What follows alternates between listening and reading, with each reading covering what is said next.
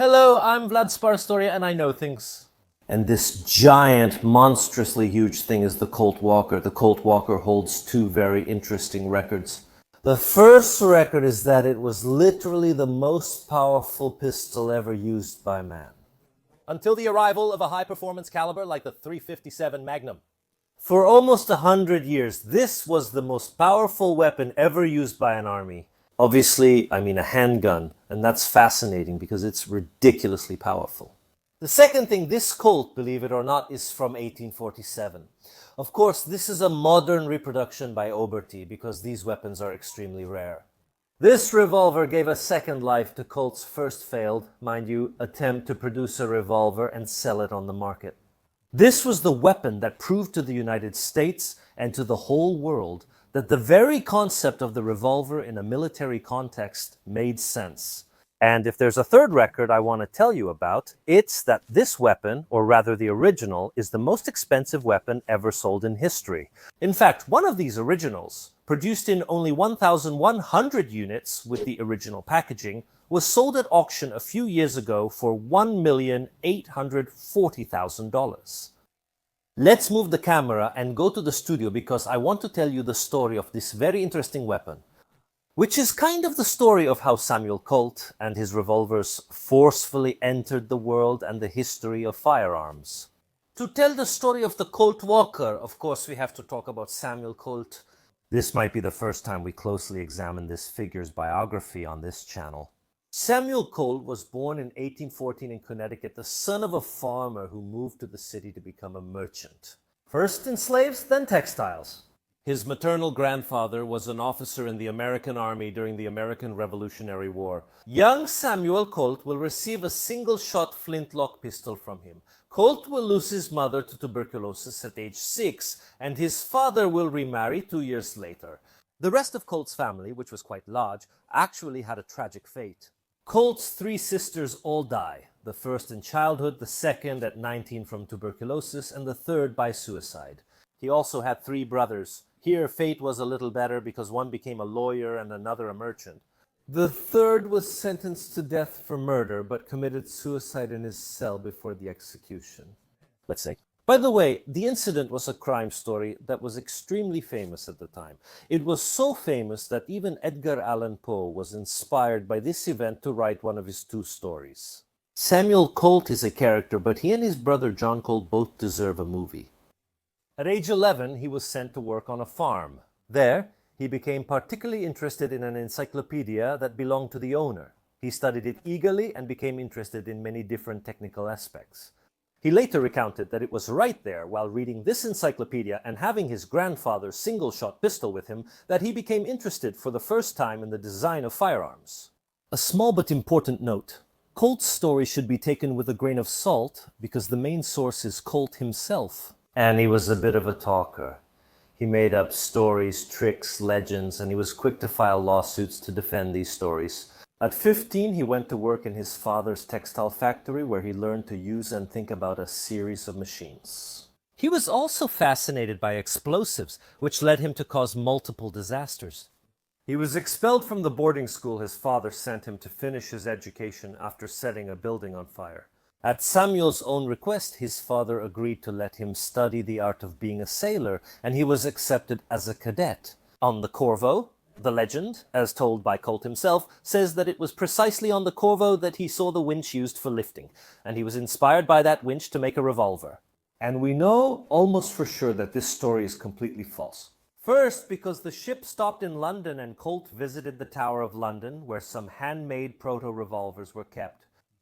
And we know that later in life, Colt acquired one of these revolvers. Probably to hide the fact that he wouldn't have been able to get the patent for his weapon, but that's a whole different story. Second, more relevant, and we've discussed this story. On his ship, there was an East India Company officer whose organization had bought Collier revolvers for its officers. If you don't know what I'm talking about, click in the top right corner to catch up on this story. Also because Colt based his work heavily on Collier's revolvers. On the return from this trip during the voyage, Colt made a wooden model of a rotating weapon. In 1832, he returned to the United States and resumed work at his father's company, seeking funding for his own projects. However, his father didn't want to hear about these experiments of his, so Colt decided to go out on his own to raise some money. And he basically went into business for himself by becoming a sideshow performer. In his father's company, there was a chemist. This person was needed to work with certain substances related to fabrics, basically to dye them properly. And from this chemist, he learned about the existence of a gas that makes you laugh. Obviously, I'm talking about nitrous oxide, Colt. He made himself a portable laboratory. He traveled to the United States and Canada at fairs, having people inhale the gas. And this sideshow was that of the famous Dr. Colt from New York, London, and Calcutta, presenting himself as this flamboyant character who basically had people inhale drugs. Traveling across the United States, together with another character, he would prepare a show inspired by the Divine Comedy, since he was skilled with explosives and such things. He would prepare a series of special effects and fireworks for this traveling show. This would allow him to make some friends and earn a bit of money. He finally got another loan of $300 from a friend, which is about $11,000 today. He began seriously working on his revolver idea, even though he couldn't build it. Having the necessary tools and infrastructure, he turned to a certain John Patterson for the construction of the prototypes. In 1835, he went to England to patent this invention, a patent that he would also obtain in the United States in 1836. Colt, even though he fiercely defended his patent and his product, never claimed to have invented the revolver. His patent actually covers several points. The first, called the simulation, likely wasn't even truly invented by him. Because do you remember the Tower of London? There was a flintlock revolver from the 1600s that did the same thing. But above all, he would go on to patent a series of manufacturing features because Colt was very focused on production and the interchangeability of parts. And this is the real reason why, in the long run, especially as we will see, Colt succeeded. Revolving pistols existed for a long time, but only Colt managed to produce them with mass interchangeability. However, the first company that Colt had with this Patterson didn't last long at all. Despite his cousin Selden Colt, who had a number of political connections, allowing him to demonstrate the revolver to President Andrew Jackson and sell a few carbines to the Florida militia, the company would go bankrupt. The few pistols from that era, collectively known as Colt Patterson, even though there are many different models, are now extremely rare and valuable. After the company went bankrupt, Colt went to work for another Samuel, a very famous one, Samuel Morse, the father of the telegraph. He worked extensively on this invention, but never forgot his passion for firearms. Simply put, in 1842, he presented the American army with a cartridge for the musket that used tin foil, making it waterproof. The turning point came in 1847 when the United States was at war with Mexico. The United States, of course, did not yet have the shape they have today. And often in those frontier areas of the far west, the borders were not clearly defined. Texas, which about 10 years earlier had broken away from Mexico and gained independence, accepted annexation by the United States, becoming one of the American states. Mexico disputed this annexation and above all disputed the border with Texas and therefore now with the United States. The border was meant to follow the Rio Grande. The problem was that the maps and knowledge of those areas were so poor that the United States and the Mexicans didn't agree on which river, on what the Rio Grande actually was. Mexicans placed it further north, Americans placed it further south. It was in this context that in January 1847, Colt met Samuel Walker. Samuel Walker had already dealt with Colt's revolvers. In fact, those carbines sold to the Florida militia were used against the Seminole Indians by a limited number of soldiers, including Samuel Walker. Samuel Walker. He saw the great military potential of this weapon. He was truly the first to take a real interest and saw its enormous potential. In particular, during this clash with the Indians, 15 soldiers armed with these Colt Patterson carbines had no trouble repelling about 70 Indians. Walker, however, wanted some changes. He wanted the weapon to be much more powerful, able to easily stop a man and a horse, even to be bigger and have 6 shots, and he wanted it integrated into the weapon. A way to reload it. We're still talking about muzzle-loading revolvers at this point. Reloading the Colt Patterson meant fully removing the cylinder, a difficult task. After designing these modifications, Colt partnered with Eli Whitney Blake, another inventor who was the nephew of another very famous American inventor, Eli Whitney, without Blake.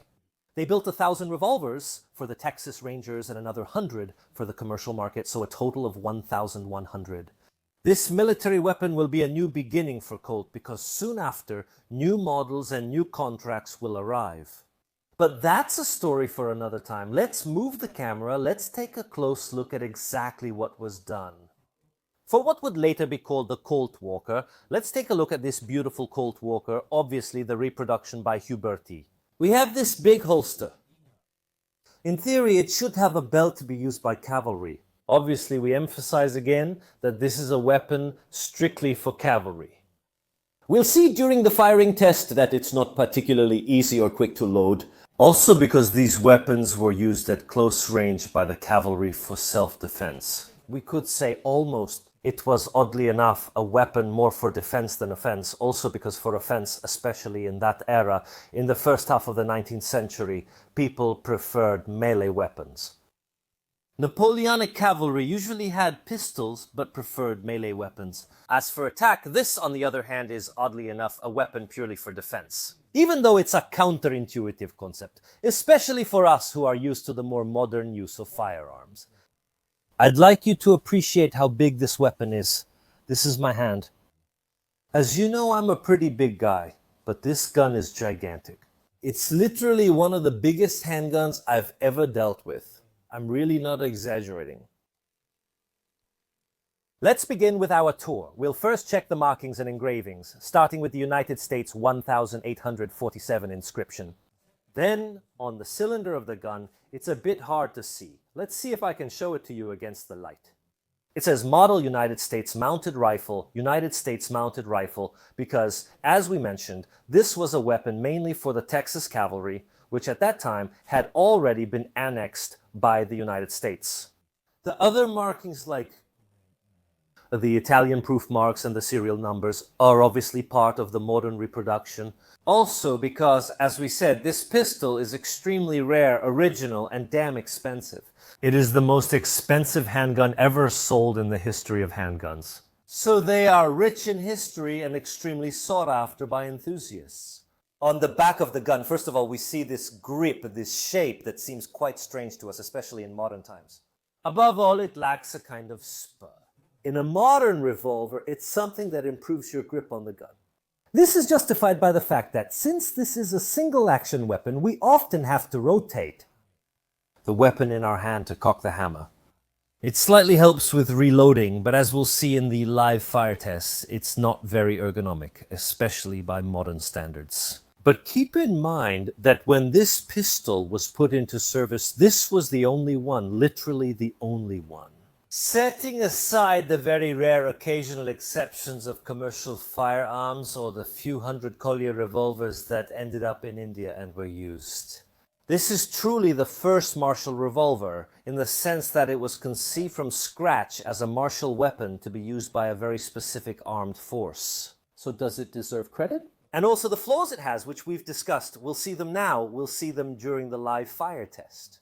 They are the result of this thing. It's an experimental weapon, in quotation marks. Moving forward, we see the weapon's 6-shot cylinder, which is wider and larger than the Colt Patterson's original 5-shot design.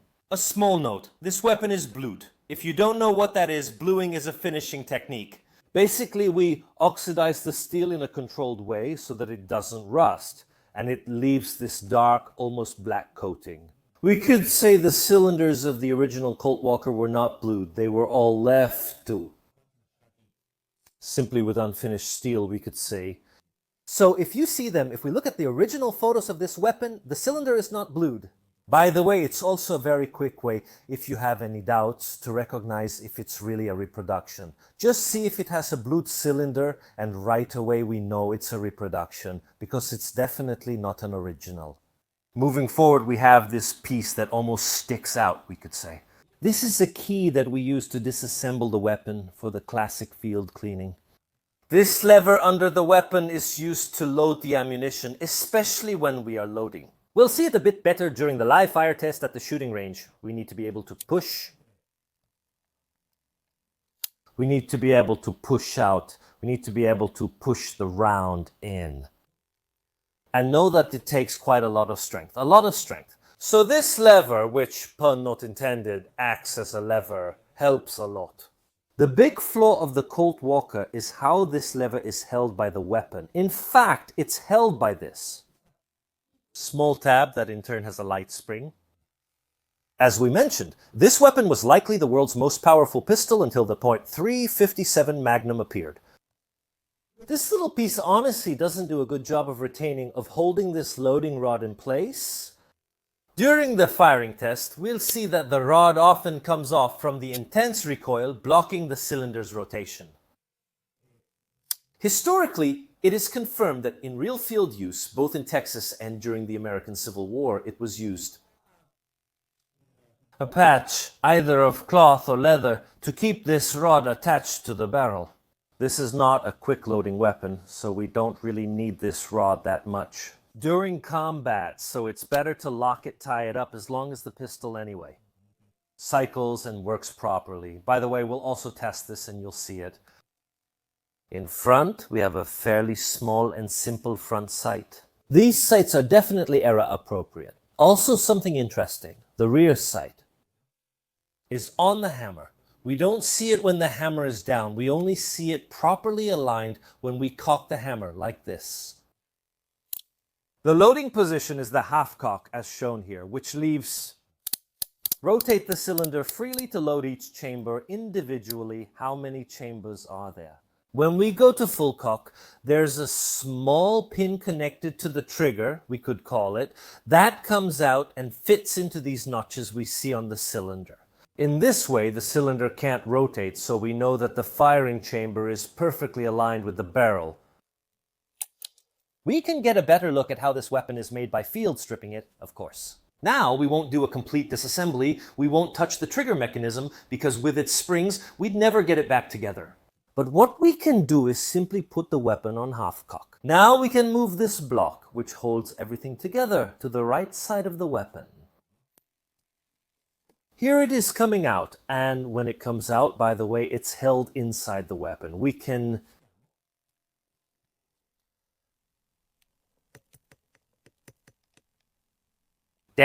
pulling everything out like this is difficult.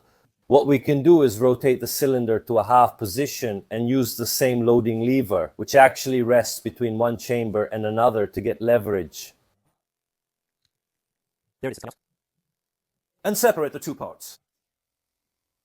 Now we have the barrel with a block holding everything together and a lever for loading. This element that, as you can see, goes through this rectangular notch. At this point, we can also remove the weapon cylinder, which, as you can see, rotates on this gigantic axis. The cylinder is one of the heaviest parts of the entire weapon.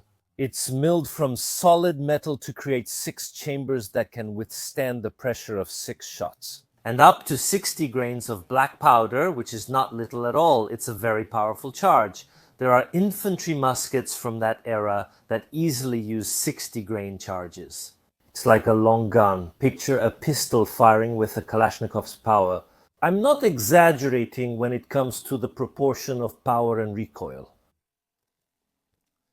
What do you think? It's interesting to note that in these Colts, both of these parts of the gun are actually held together by this piece, actually by this pin.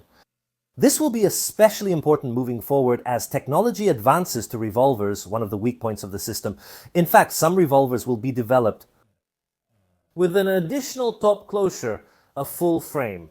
We could say that they are mechanically much more resistant in the long run. Weapons like these, since you have a single point here that holds all the force of the explosion, these weapons tend to warp and become less and less usable. But, I repeat, we forgive it because it's almost the first martial one, we could say. A small thing we can notice is this element here, the hand. The hand is a part that rotates the cylinder by acting on this toothed wheel. In fact, when I go to activate the single action to move the hammer, as you can see, this element, which is physically connected to the hammer, It rises up when I shoot and the hammer goes down. Since it's small, the spring slides down and the gear wheel moves into the next position. Thanks to World of Guns, we can get a better look at the internal workings of the weapon with this beautiful 3D rendering. The hammer is currently at half cock, since this is the position where we should find it. After loading the weapon, the half cock is actually the safety of the weapon. We can see how the trigger, which is this black part, has an extension that interacts directly with the hammer, which has a deeper notch and a shallower notch. In the deeper notch, it's actually not possible to pull the trigger. This extension can't move forward. You can only pull the hammer back, which is what we're going to do. By pulling the hammer back manually with your finger, the hammer moves backward. And the sear. The trigger moves into a new position. It's clear that from this position, it can move forward when the trigger is pulled back, thus releasing the hammer. Let's see how this works. We pull the trigger, so the trigger moves back, the extension moves forward and lifts out from under the hammer. This way, it can move forward and hit the primer.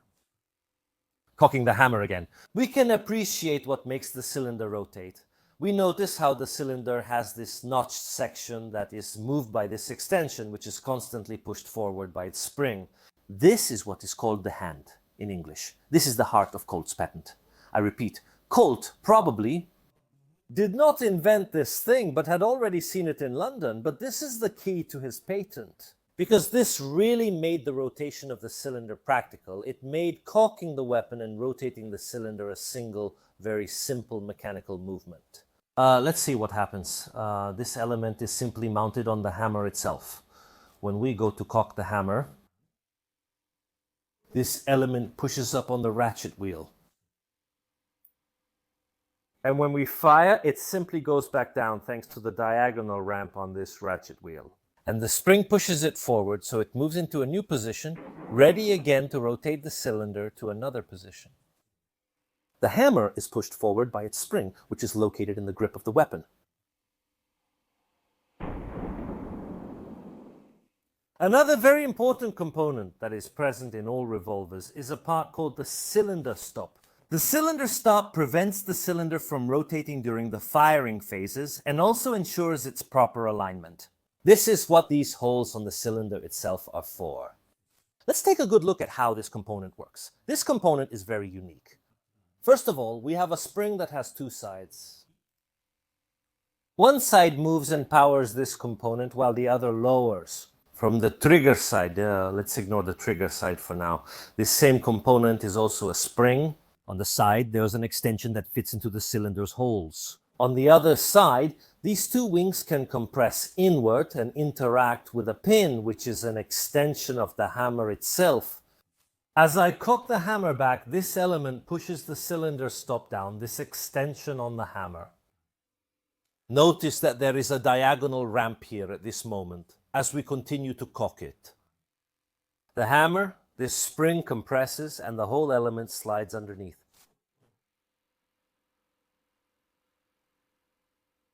It is released from this pin at this moment and slides underneath. Activated by its own spring, which locks the cylinder in place. When firing, as shown, the hammer, with this extension, it passes. And it can pass. Because there is that diagonal plane that compresses this piece away. And as you can see, you can slightly see the compression of this piece. And it repositions itself under this element, ready to be armed again. To reload the weapon, we use the lever located under the barrel, which moves this extension along this slight diagonal barrel that changes the downward rotational movement into a linear movement that will push the ball inside the cylinder.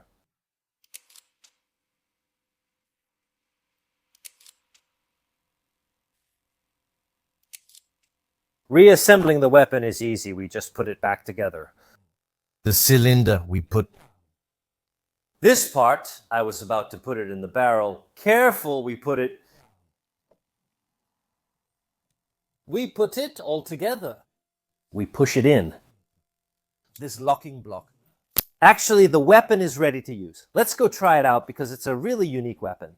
A lot of people who have never fired black powder revolvers underestimate how laborious the process of loading and using them is. So, obviously, these weapons, as we've discussed, don't have a quick loading system, nor were they ever meant to be quickly loaded, nor are we in the era of quick loading. You had 6 shots for self-defense and 2 revolvers, but since you were mostly on horseback, you could quickly retreat if needed. The Colt Walker's maximum charge is 60 grains, but it was rarely loaded to this limit. Right now, we will use 45 grains of modern black powder, so we have a good reproduction of the classic 50 grains of powder from that era. We could say from this point of view, how do you do it? We have our powder measure. There were also paper cartridges with pre-measured powder, but we don't have those, so... It's not me. Yeah, a bit too much, but it's... Okay, never mind.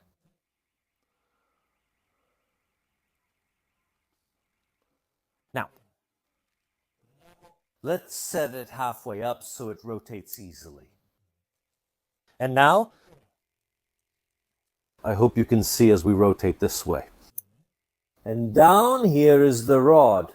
To load it, we put the powder into the chamber. Perfect! Let's put in a historically correct ball, I repeat. The kind they were issued with. We could call these pointed balls. Conical, that's also why, as we said, the groove here is pointed exactly to insert these balls. Let's put it in. As you can see, it's not an easy operation at all. Perfect, let's rotate it. If only it would go in. Why won't you go in?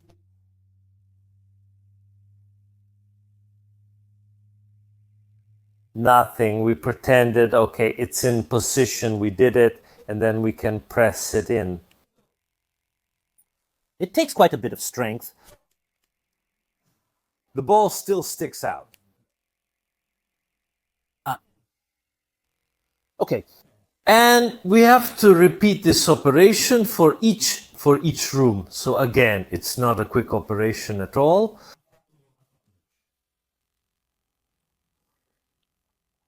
Dust. It's down here where there are more balls. A bit of exception from... Oh.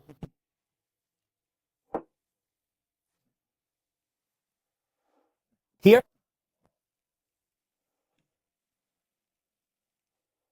We're here, Polver inside.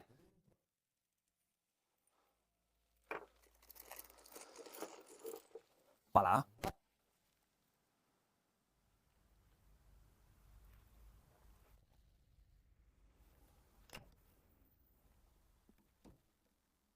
Oh.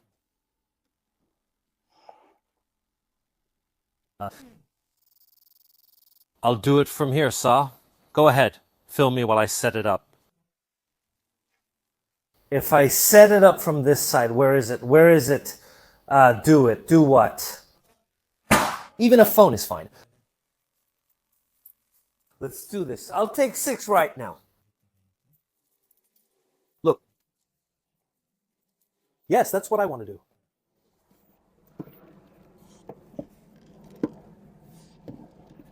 Isn't it better if I support them because the box is slanted? It's not supported because of that. Uh-huh. Okay.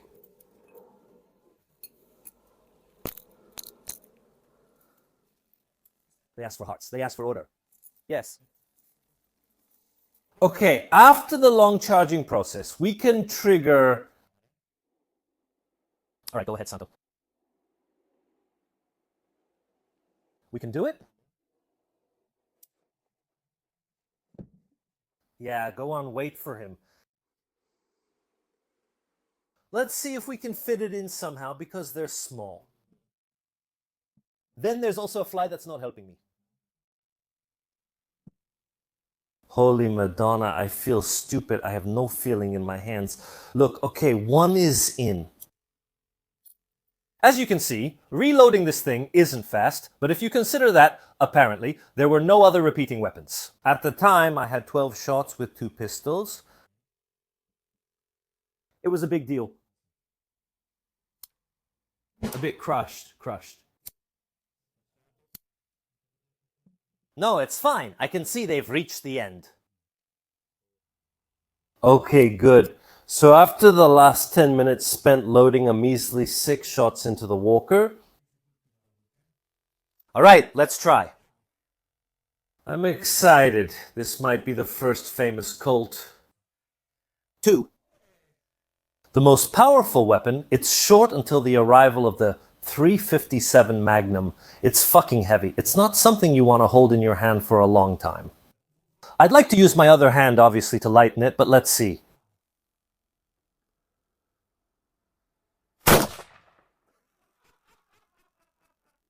I hold on and help myself with my other hand.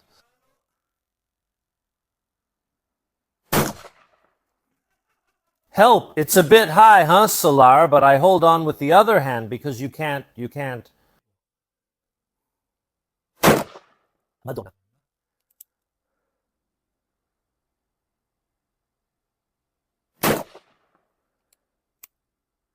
Okay. No, stop. I took it out, yes. What? Okay. Ah, there you go. A flaw of Fulker. Yes, it's a flaw of Fulker. We just noticed it now.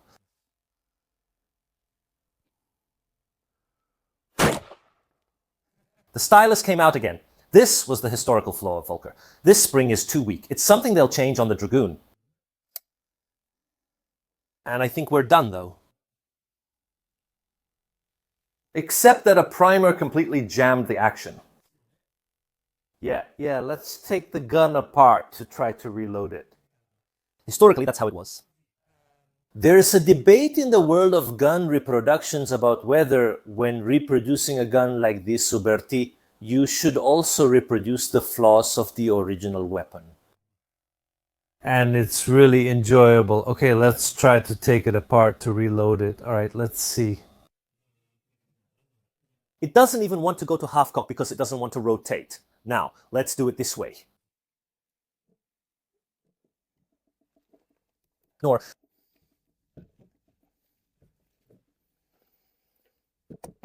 Here you go.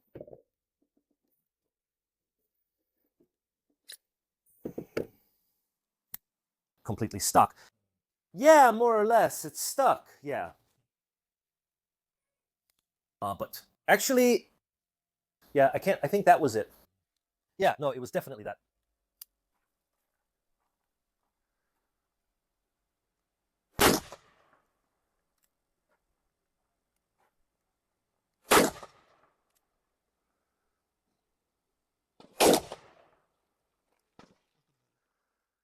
Damn, you know what I'll tell you? Yeah. See, I'm used to using those like that. It's heavy, but not super heavy. You can use it? You can use it? Tell me a heavier one. This one is too heavy, but you can use it. Yeah, use it. You can use it. Why not have some doses? Because that's the longest part of the process. And dosing. Why not? Oh, get in a little better. Here you go.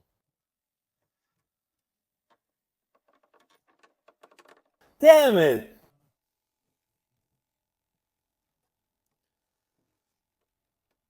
Ah.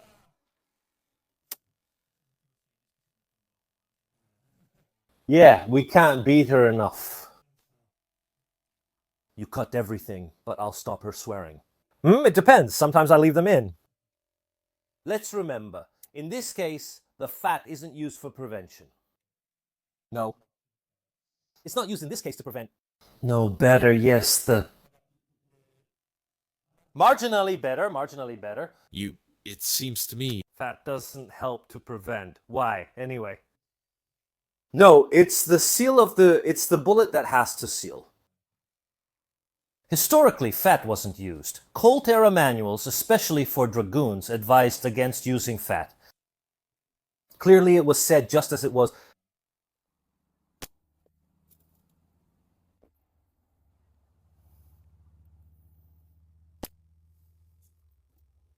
Okay, reloading again. I really don't know how you use this gun one-handed. Ah.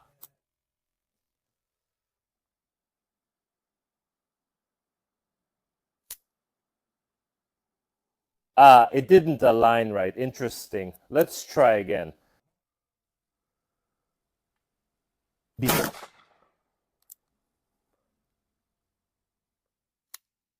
Because it doesn't have the correct line. Wait. Yes, I pressed them. Well, we skipped a room. We'll go back to it.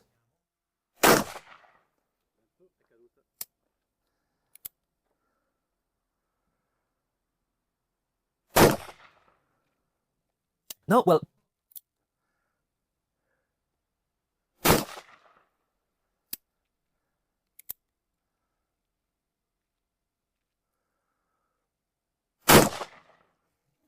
It keeps falling. Okay. Here we go. We're done shooting, I think. The chamber is full and the cylinder stopped turning. Wait, let's see like this. Okay, again.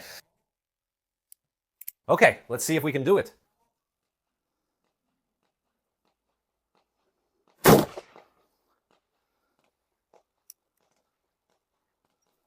Yeah, right. So what should I say?